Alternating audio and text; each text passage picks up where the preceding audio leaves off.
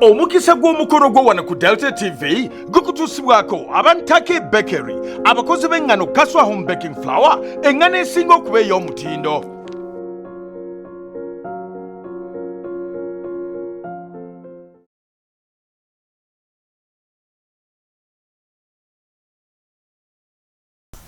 Andabeera mpuliriza ku Delta TV ndi Reverend Festo Kalungi mu kanyomero kaffe kano Omukisa Gw'Omukono gwo. Ekyawandiikibwa kyaffe leero kiva mu ngero za Sulumani sura 14 n'olunyolo lwa 23. Wagamba bwe wati, omulimu gwonna guliko kye gugasa, naye okubuyabuya kw'emimwa kwavuwaza bwavuwaza. Bayibuli egambye nti omulimu gwonna guliko kye gugasa. Saagala muganda wange otegeere nti olina omulimu otandika okunyoma. Tonyoma mulimu. Bayibuli egambye buli mulimu gwonna guliko kye gugasa. Naye obubuyabuya bw'emimwa bwavuwaza bwavuwaza.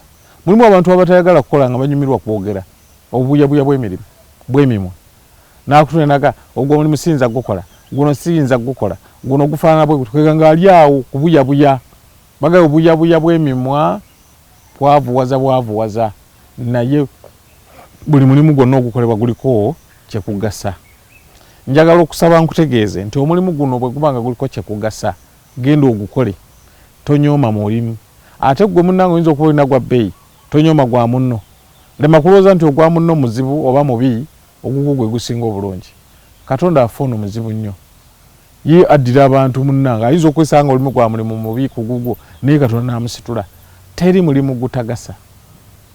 Nammwe abalala abakozesa bannaabwe n'abakola n'abalala oyinza otuuka ku staafu ng'okwo nga kuliko abakola mu binaabiro, naye nga gwe omulala oli manager oyinza okulowooza nti osinga ono akola mu kinaabiro.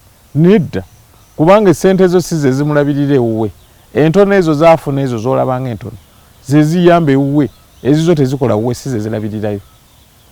Noolwekyo omulimu newankubadde kufaanana gutya gumugasa, naye obuyabuya bw'emimwa bwavuwaza bwavuwaza. Kale no toyavuwala ng'okozesa obuyabuya bw'emimwa, wabula Katonda akubeera omanye nti buli mulimu gwonna ogukolebwa gugasa. Naawe nsaba omulimu gwo gukugase ng'ogenda okukola, Mukama akuwa omukisa.